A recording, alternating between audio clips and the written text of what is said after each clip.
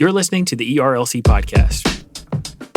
So far away. See, I went to that Nickelback song. Da-na-na-na-na-na. Not that song. What is Nickelback? There's a Nickelback song. Look at this photograph. No, but it's about far away. I can't remember that. That's a Nickelback song? I think so.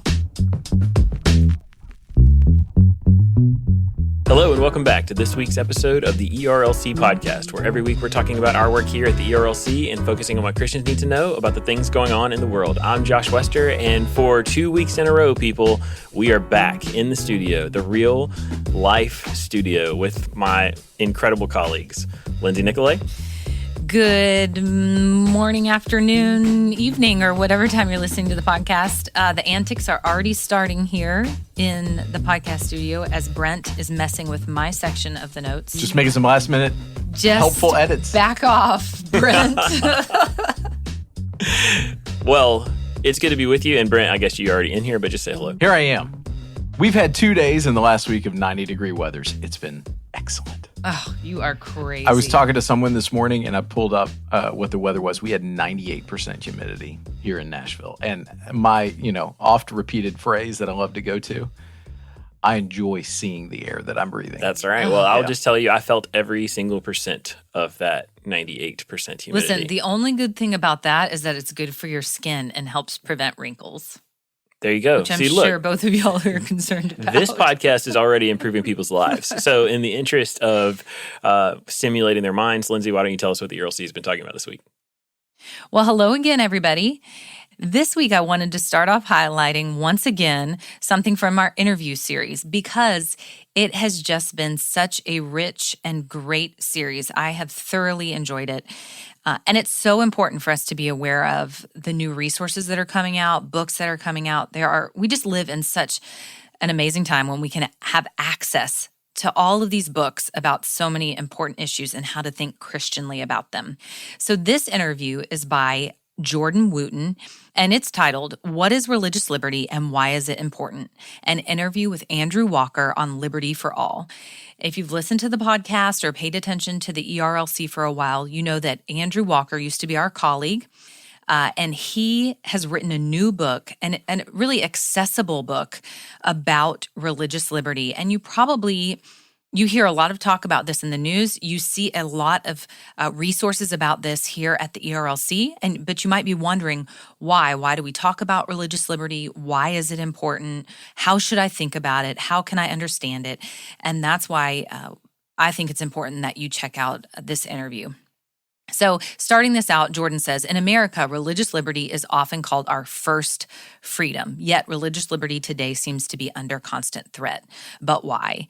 He asks Andrew a series of questions. So if that question really causes you to think and to wonder and to want to know the answer, I would encourage you to go to our site and check out this interview for some of those answers.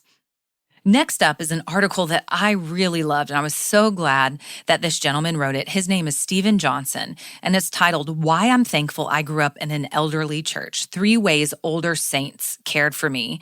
We don't see a lot of articles like this today, and Stephen even points out, the author of this piece points out, it's because in our churches, there seems to be an idolatry of youth.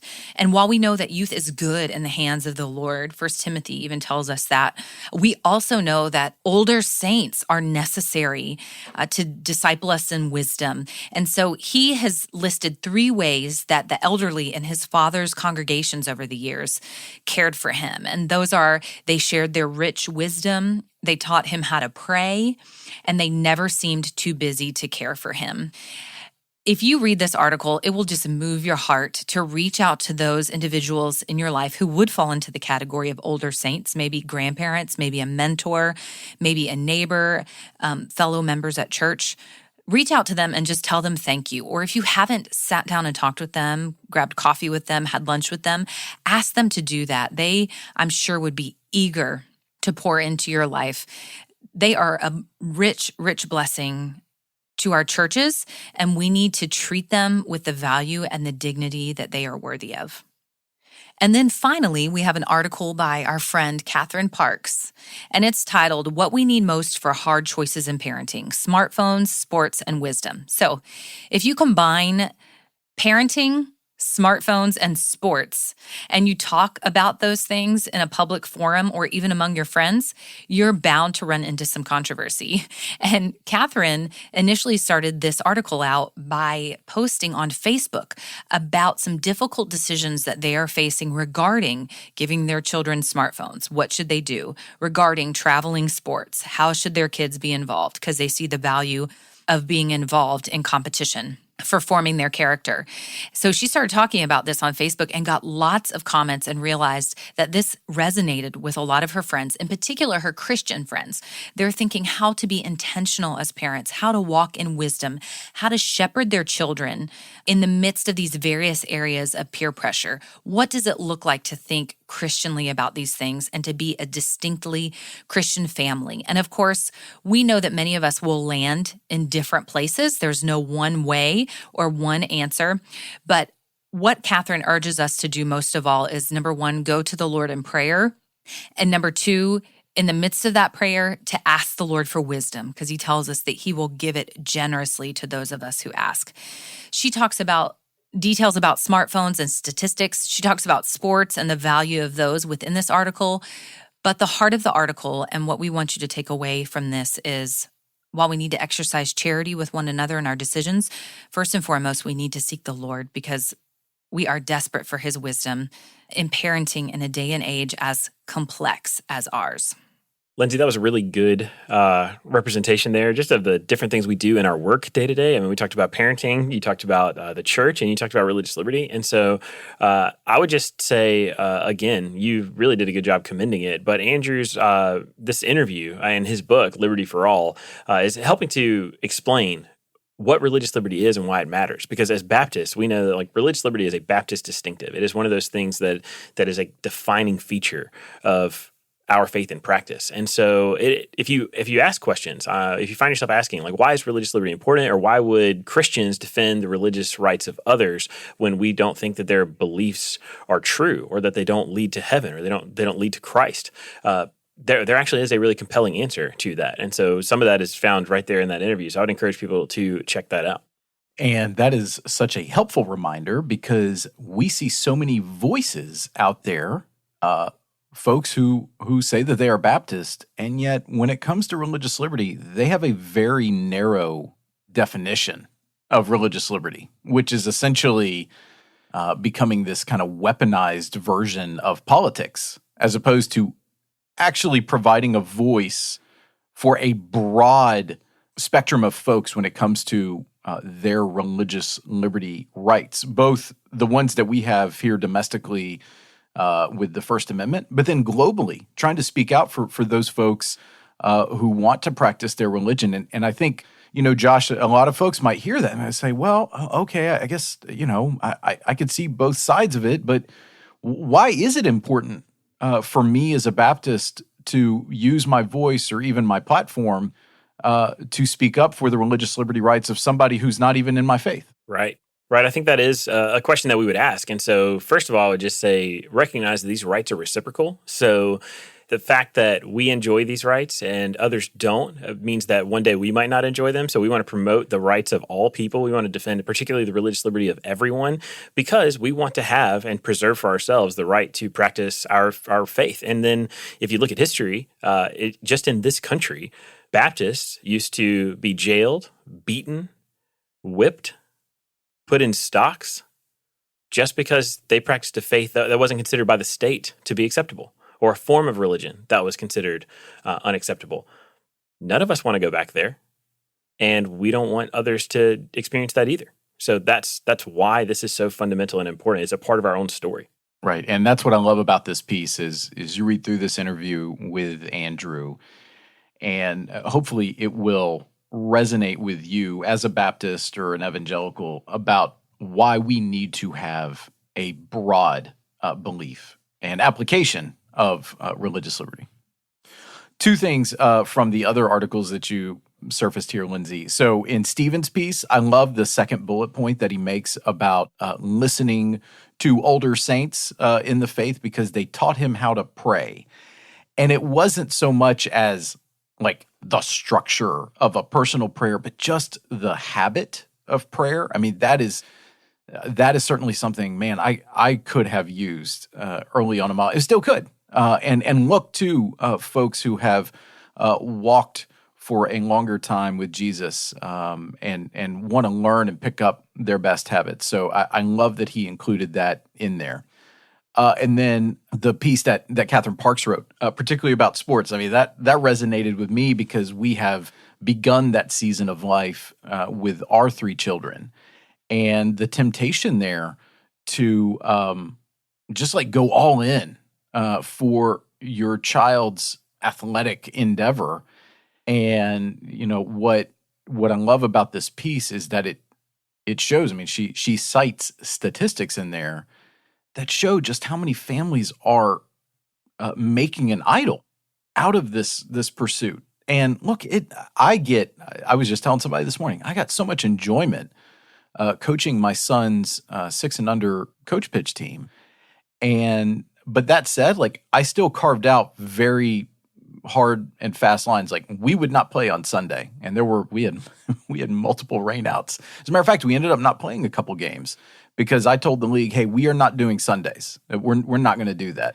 And that's going to kind of be, I mean, my wife and I have already talked about it. Like, that's going to be a hard and fast rule for us. And I know already that means whether it's my son or 2 daughters, there are going to be athletic opportunities that we end up missing out on because we're saying, hey, no, that is the Lord's day. We will go to church. And then afterwards, we're going to spend the day as a family. And we're not going to do these other pursuits. And I just know that temptation is only going to grow as they get older. And the opportunities are only gonna grow. But I just like how Catherine reminds us, hey, like, keep the main thing here. Well, thank y'all for y'all's comments and clarifications on these pieces. And it strikes me that all 3 of these pieces, what they have in common is their focus on our priorities as Christians. Our priorities: religious liberty, being able to be free to practice your faith in good conscience in our country. The priority of diversity, all kinds of diversity within the church, and of human dignity, of esteeming people's value and worth. And then the priority of family, if God grants you a family, and living as a distinctly Christian family, as shining lights, as salt and light in the midst of this generation, so that we can glorify our Lord. And it's our privilege to be able to publish these articles in order to help you as listeners, in order to help the church be educated and equipped so that we can walk faithfully with the Lord in this present age. Well, I'd say that's a pretty good week on ERLC.com, and I'm glad to see that those are the kinds of things that we are dealing with, which is the stuff that Christians deal with every day as they are trying to live their lives, as they attend their churches, as they are parenting their children, and honestly, as we are practicing our faith. I mean, all of that stuff is relevant to what you just said. And so, Lindsay, that was super, super helpful. Brent, that takes us to the culture rundown, so tell us what's going on in the world. All right, so we begin this week on the COVID front, and this story comes to us from Axios, which reports that President Biden announced Wednesday he has asked the U.S. intelligence community to redouble their efforts to investigate the origins of the coronavirus and provide a report within 90 days that could, quote, bring us closer to a definitive conclusion. The debate over the origins of COVID-19 has been reinvigorated in recent days by previously undisclosed U.S. intelligence, first reported by the Wall Street Journal, that 3 researchers at the Wuhan Institute of Virology fell ill enough to be hospitalized in November of 2019. Biden said in a statement that the U.S. intelligence community had coalesced around 2 likely scenarios for the origins of the virus. One, that it emerged from human contact with an infected animal, and 2, that it was the result of an accidental laboratory leak. Folks have been very curious about the origins of COVID-19, and this action will hopefully get us to a place of more certainty. You know, I'm reminded of back in January of 2020, the U.S. Senator from Arkansas, Tom Cotton, in a hearing, was actually talking about the fact that I think it's the province in China, province of Wuhan, has some of these centers that study various bio kind of diseases and whatnot. Yeah, it was like a mega lab or something. Yeah, and he was floating out the possibility that this was something that was actually human created, and so it's certainly been around as long as we've been dealing with COVID. But obviously, if this was something that was created by human hands, and now we have the global death toll and certainly the death toll here in America that we have, that's going to raise a lot of questions internationally. Yeah, honestly, it's a huge deal, and I kind of have a couple different thoughts on this. So one, like, what happens if it's true? Like, what if this was intentionally manufactured, and then whether or not it was intentionally released, but it was intentionally manufactured and has affected literally the entire world? What should happen? Well, my own personal opinion, no one's asking. The consequences should be devastating. I mean, this shut down the globe and killed millions of people. There's not even a good way to quantify that. So it should be absolutely devastating. The other thing, look, we've talked a lot, we've harped a lot on conspiracy theories as an organization. We've talked about them on our podcast. And anybody who knows me personally knows, I'm very anti-conspiracy theory. Having said that, I can understand the frustration. I mean, this story was surface. People were asking these questions, and then we saw major media really just shout it down and say, I read a headline yesterday that was like, Tom Cotton thinks that this virus originated in a lab. Here's why he's almost certainly wrong. That was out there. And it's going to frustrate a lot of people. It's going to lead to, even if this turns out to be credible or true, or even if this should have been taken seriously far before, long ago. And it wasn't. This is one of the reasons that people feel that kind of frustration that makes them doubt when they are being told something by the government or the media. Well, I also think it highlights the fact that we live in an instant gratification society, and we're used to having answers right away. And sometimes things take a while to sort out. So when you're dealing with a virus like COVID-19 in real time, you're going to have information that comes out that seems to waffle a little bit until we finally figure things out. So that's part of it. It is frustrating, but we're dealing with something faster than they have probably in history. And it just takes time. We've only been dealing with this for a year, really.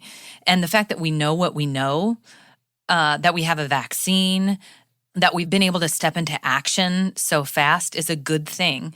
But there is going to be competing information out there until time and investigation passes. So I'm not taking any one side. I'm just saying it reminds me that we cannot be instantly satisfied with our information yet in this day and age. Sometimes things just take time.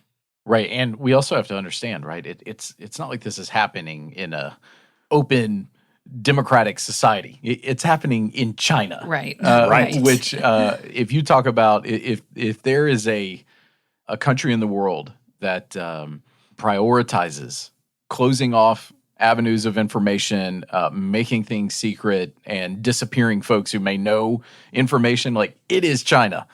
And so I think your words right there, Lindsay, were very wise. It's going to take a while for us to and we may not know anything definitively at the end of the day. And so we just have to realize that as we continue on this journey with COVID. So speaking of disappearing people, overseas, the country of Belarus has come under intense scrutiny after one of its fighter jets intercepted a commercial air flight. NBC News reports this about the individual in question. He was virtually unknown outside of Belarus until the commercial Ryanair plane on which he was a passenger was abruptly diverted by a fighter jet and forced to land in the country's capital of Minsk on Sunday. Now, Roman Protasevich has made headlines around the world and put the spotlight firmly back on the Eastern European country, where anti-government demonstrations routinely took place after August's disputed presidential election before they fizzled out late last year. Protasevich, 26, was already an important figure to millions in Belarus, having served as editor-in-chief of an anti-government channel. So what happened was a jet was scrambled to ground the plane. Authorities in Belarus said that a bomb was reportedly on board. Mm-hmm. And they've even gone back and said, the flight path took it too close to a nuclear plant. And but ostensibly, this was the excuse to ground the plane and arrest Protasevich. The condemnation of Belarus's decision to ground the plane and arrest the pair, so Protasevich and his girlfriend, they both were arrested, was swift. President Joe Biden called the incident outrageous in a statement on Monday, when Britain, the European Union, NATO, and the United Nations also lined up to call out the action in the skies. I saw a couple of headlines that suggested this was a state-sponsored hijacking. And I mean, look, if you're on a commercial flight, you're flying Southwest, I should say, and all of a sudden a fighter jet forces your plane to land, that is some pretty unsettling stuff right there. Yeah, I mean, not to mention, we live in the United States where we enjoy the protection of our civil liberties, and our government doesn't routinely disappear people because people would ask questions and there would be, repercussions. Well, this is straight up a dictator. I mean, this is an authoritarian regime who this airliner, by the way, I think was an Irish company or originated in Ireland. Mm-hmm. And so it was not even though they were taking control of something that originated in their own country. This was totally an international incident where they scrambled their fighter jet to land this plane to essentially, as far as we can tell, disappear a blogger, like somebody who just took to the internet that was writing stories that their government did not appreciate, obviously, and then has decided to take this unbelievably hostile action. And yeah, I mean, it's terrible for this individual, and it says, I mean, it's frightening for the international order. And folks should know for greater context, I even think we talked about this last fall. Belarus is considered to be Europe's last dictatorship. Mm-hmm. The leader there has a stranglehold on the country's government, and this is a human rights violation that is consistent with a dictatorship. And I think a lot of times we assume that there are not even countries like that in the world, but we just talked about the CCP in China. We see this here in Belarus. We know about the authoritarian regime in Russia, not to mention North Korea or Iran. Like, there are still many, many places in the world where people's basic rights and liberties are not protected and where governments are fundamentally tyrannical. All right, so here at home, there's some more encouraging news. There is pro-life news out of Lebanon, Ohio. The City Council of Lebanon, Ohio has approved an ordinance that makes Lebanon the 29th U.S. city and the first city in Ohio to become a sanctuary city for the unborn. The ordinance, sponsored by 6 of the council members, passed unanimously after council member Krista Wyatt resigned her seat due to her objection to the ordinance. It will take effect immediately. We hope to be the first in Ohio and then believe other cities could take our lead as well, said council member Adam Matthews ahead of the vote. So this is just a really interesting and intriguing move by a local municipality. I mean, obviously we have seen efforts at the legislative level in various states, and obviously efforts continue at the federal level in Washington to make the country or make their states more pro-life.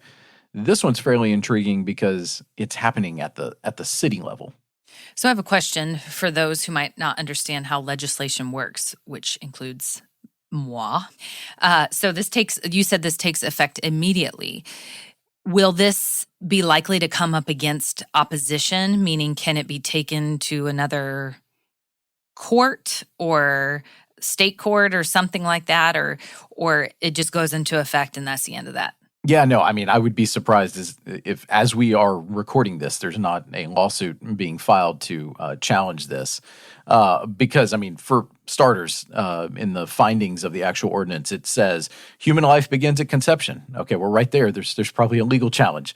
Number 3, unborn human beings are entitled to the full and equal protection of the laws that prohibit violence against other human beings. So, I mean, equal protection is being cited right there, right? So you got a 14th Amendment. I mean, there's clearly going to be litigation here, but I think it's great because we need to force the courts here to recognize the dignity of those preborn lives.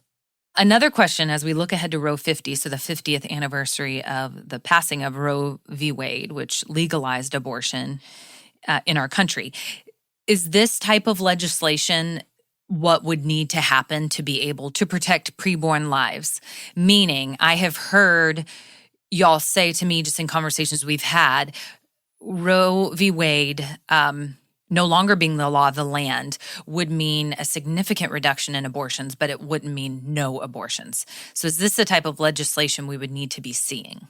Yeah, that's definitely right. So if Roe were to fall, and when we talk about Roe, we always want to let people know there have been subsequent Supreme Court cases that have kind of bolstered Roe, namely Planned Parenthood versus Casey. And if we were to see those decisions be overturned, what would happen is that it would not make abortion illegal nationwide. Instead, it would take the answer to the question of abortion down to the state level from the federal level, and then it would be a state-by-state thing. Well, there are, I think, at the moment, 23 states that already have laws on the books that would make abortion illegal in those states should that happen at the Supreme Court.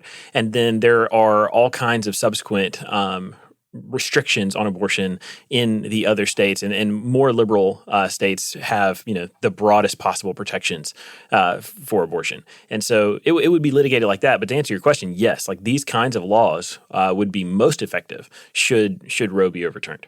Elsewhere in some news that you may have missed this week from the New York Times. So folks may remember us talking about William Shakespeare last fall. Well, William Shakespeare, the man with the famous name who inspired headline writers across Britain last year when he became the second person in the country to receive a coronavirus vaccine, he's died after suffering a stroke, his family said in a statement. He was 81. In that statement, released through the hospital where Mr. Shakespeare was vaccinated, his wife of 53 years, Joy, said he had been grateful for becoming one of the first people to be vaccinated against the coronavirus. Quote, "It was something he was hugely proud of. He loved seeing the media coverage and the positive difference he was able to make to the lives of so many. He often talked to people about it and would always encourage everyone to get their vaccine whenever he could." So, hey, that's a good testimonial for old William Shakespeare. Oh, William Shakespeare, man. That guy was inspirational, honestly. I mean, he had a famous name, and he was seemed to be a really great guy. I mean, it was a great moment that the internet didn't ruin. That's right. At least not yet. Not yet. Oh, man. And here at home, another beloved figure has died, and this one is an author in our times, unlike the aforementioned William Shakespeare. Eric Carle, the beloved children's author and illustrator whose classic The Very Hungry Caterpillar, that's a huge favorite in the Leatherwood home, as an aside, and other works gave millions of kids some of their earliest and most cherished literary memories, has died at the age of 91. Carle's family said he died Sunday at his summer studio in Northampton, Massachusetts, with family members at his side. Through books like Brown Bear, What Do You See? And Do You Want to Be My Friend? And From Head to Toe, Carle introduced universal themes in simple words and bright colors. "The unknown often brings fear with it," he once observed. "In my books, I try to counteract this fear to replace it with a positive message. I believe that children are naturally creative and eager to learn. I want to show them that learning is really both fascinating and fun." We have a book that we've started reading in our home called I Love Dad, titled I Love Dad, and it's an Eric Carle book. Features The Very Hungry Caterpillar, and it's fun to watch my daughter just start to develop a love of reading. When she's supposed to be in her room taking a nap, I watch her. She looks like Dash from The Incredibles on the camera and like runs back and forth and goes to her bookshelf and grabs some books and brings them back up into her bed and reads them. So I'm thankful for people like Eric Carle, these authors that help unlock a world of imagination, of creativity, and of fun for our children to help instill in them a love for books. All right, well, from hungry caterpillars to cicadas that make you hungry, I think that's a good segue. So, Lindsay and Josh, what actually would it take to make you consume a cicada? I got your answer. It's something north of about $5,000. Okay, all right. So you do have a price. Tax-free. You do have a price. Sure. No taxes. Well, so this one stuck out this week. The Washington Post has a guide to the preparation and consumption of cicadas. So for all of our listeners who are along the East Coast, the Brood X pathway. Brood X, that's right. They are out and about, and they are probably very plentiful in neighborhoods around you. And so the Washington Post thought this was a great way to help their readers. So insect eating, also known as entomophagy, I think that sounds right, is not common in the United States, where prevalent cultural norms include a disgust factor, as we have displayed here. But since a 2013 report from the United Nations, advocates here have promoted insects as a sustainable protein source, leading to a wave of high-tech bug powders and snacks over the past few years. And cicadas are eaten in many other cultures. They have also historically been a food source for some Native American tribes. So this little guide has all sorts of recipes and suggestions for cooking them up. And I read somewhere that someone suggested that cicadas are the natural shrimp of the land, as they proceeded to make a cicada taco. Can we just talk about how gross that is? Like, that's so just gross. gross. And strong opinion coming in. Like, don't eat bugs. Yeah. And don't make me feel bad for not wanting to eat bugs. Although watching The Lion King as a little girl always made it look appealing to eat bugs. When Timon and Pumbaa ate the bugs. Do y'all remember that? Yeah, they opened up. They looked good, grubs, but I don't want to eat them. They were kind of fat and juicy. I was more into like the bright. Jungle Book's bare necessities. Like, I thought maybe eating fruits would be great. Yeah, well, eating fruit is great, actually. That's not false news, fake news. Yeah, but don't make me feel bad for not wanting to eat bugs. No way. Mm-mm. I mean, you know what I'm grateful for? We are not in the pathway. We are, Yeah, but we have the annual cicadas that are coming at the end of August. And they annoy me a lot. But, man. I love that sound. That's just summer for me. Baseball, cicadas. All right, so anyways, Lindsay and Josh, that's your look at This Week in Culture. So now it's time for the Lunchroom, where every week we tell you about the things we've been talking about with one another. It's really cool because we're actually, as soon as we wrap this podcast, going to go to a real-life lunchroom and talk to each other. But, Lindsay, give us a preview. What's on your mind? Yeah, I am so excited about that, by the way. So, listen, I'm kind of tired of talking about COVID-19 and all that goes along with it, although I do recognize many other people wish they didn't have to talk about it, though they have to because their lives were radically affected by it. There's this person I like to follow and some of my other friends share on Facebook. And I know there's no controversy on Facebook, right? Said sarcastically. But it's titled, she's called Your Local Epidemiologist. So just type that into Facebook and you can find her. And she's a doctor with an MPH, which I don't know what that means, and a PhD in epidemiology and biostatistics. So she helps to cipher through a lot of this information and misinformation about COVID and the vaccine. So for instance, the latest thing that I saw come up was her talking about this outbreak among the Yankees of vaccinated people, an outbreak of COVID. And so she breaks that down and she helps you to think wisely about it and to not lose your cool about it and to not get your information from people who are not experts in these fields, who are armchair experts, so to speak. So I always find her very interesting, and I'm thankful for healthcare professionals like this. And I'm thankful that because of healthcare professionals like her, I get to go to lunch with my friends and not wear a mask. Lindsay, real-time fact check for you. MPH, Master in Public Health. Oh, good to know. Yeah, Thank so you. that's what you want from a doctor, giving you all kinds of advice about how to navigate a life out of a pandemic. Right. So for mine this week, two things. So one, I think that if you listened to the podcast last week, man, we could just use some levity in our lives around here, and we just want to laugh about some stuff. So first thing coming at you is just a tweet that I read, and it's hilarious. So this person tweeted, "I'm still on Nextdoor for a neighborhood I moved away from 8 years ago, and let me tell you, Doreen is still at it about those trash cans." The reason that's so funny to me is literally, I mean, first of all, I think a lot of our listeners will have had similar experiences. Maybe, hopefully, you're not, Doreen. At the same time, in my own like neighborhood, we just had this big, massive, like on our neighborhood Facebook group, people are just losing their minds about people parking their cars on the street where you're totally allowed to park your car because it's a public road. But anyway, it was just a lot, and so I think stuff like that is funny. So wanted to share that with you. The next thing, which is way more depressing, is so my undergrad was at Liberty University and I had a great experience there, and I have very, very like fond memories of LU.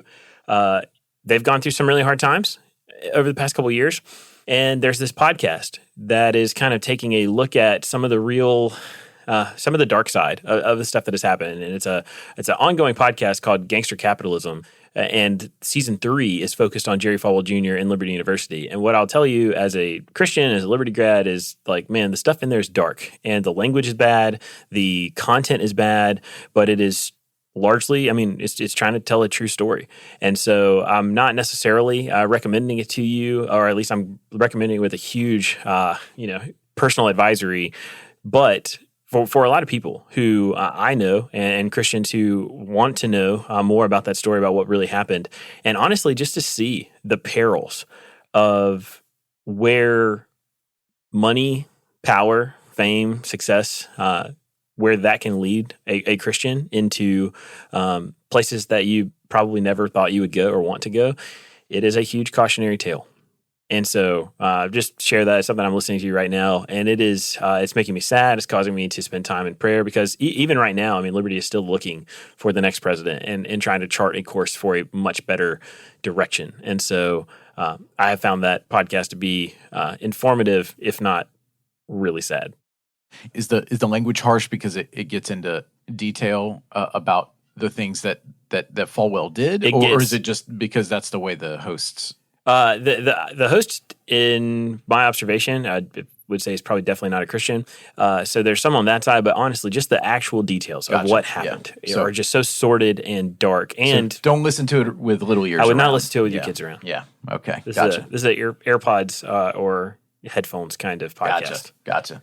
All right. And to conclude, our lunchroom is something that I'm really excited about. So our listeners may realize or may remember that prior to coming to work at the ERLC, I worked in the political world and especially did for many years right here in Tennessee. And one of the individuals that I got to see up close was our former governor, Bill Haslam. And Governor Haslam's new book has just been released. And y'all, it is fantastic. The book is called Faithful Presence, The Promise and the Peril of Faith in the Public Square. And Governor Haslam just kind of works through his own experience and the lessons that he learned as a 2-term governor in Tennessee. And y'all, I can tell you, he was one of the most successful governors that we have ever had in this state. I mean, he led us from the throes of the Great Recession into some just really good times here in Tennessee. And along the way, he had to contend with several things that he had to kind of wrestle with his faith and his convictions as an evangelical in making some of those decisions. And so it says this in the description of the book: Faithful Presence calls for a different way.